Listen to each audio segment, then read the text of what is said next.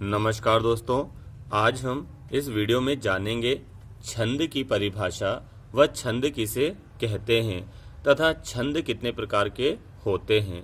दोस्तों, छंद से संबंधित प्रश्न मध्य प्रदेश की बोर्ड परीक्षाओं में, लोकल परीक्षाओं में तथा प्रतियोगिता परीक्षाओं में पूछे जाते हैं। तो हम देखते हैं छंद की परिभाषा। कविता के शाब्दिक अनुशासन का नाम ही छंद है। दोस्तों, कविता में कुछ नियम होते हैं, कुछ अनुशासन होते हैं, तो उन नियमों से बंधी हुई रचना को हम छंद कहते हैं और छंदों से ही कविता की हम लंबाई को नापते हैं। तो कविता के शाब्दिक अनुशासन का नाम ही छंद है। अगर कविता में छंद ना हो तो हमारी कविता लयहीन हो जाएगी, रागहीन हो जाएगी, अर्थात पूर्ण रूप से बिगड़ जाएगी। ना तो उसमें राग होगा, ना लय होगा, ना यति, ना गति, कुछ भी नहीं। तो इसीलिए छंद कविता को क्या बांधते हैं? एक अनुशासन से बांधते हैं। देखते हैं हम छंद किसे कहते हैं। काव्य शास्त्र यानी काव्य शास्त्र के नियमानुसार जिस कविता या काव्य में मात्रा, वर्ण, गण, यति, लय आदि का विचार करके शब्द योजना की जाती है उसे ही छंद कहते हैं।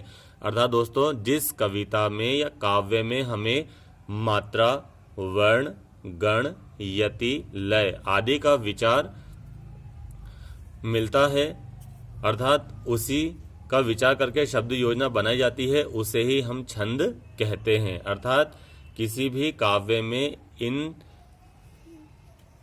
अंगों का होना आवश्यक है।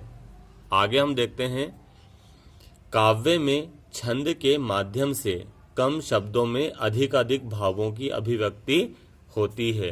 काव्य में छंदों के माध्यम से कम शब्दों में हम अधिकाधिक भावों की अभिव्यक्ति कर सकते हैं तथा इससे संगीत और लय का समावेश हो जाता है। छंदों से काव्य में संगीत और लय का क्या हो जाता है दोस्तों? समावेश हो जाता है। जैसे आपने देखा होगा चौपाई छंद, गीतिका छंद, हरि गीतिका छंद, रोला छंद, दोहा छंद।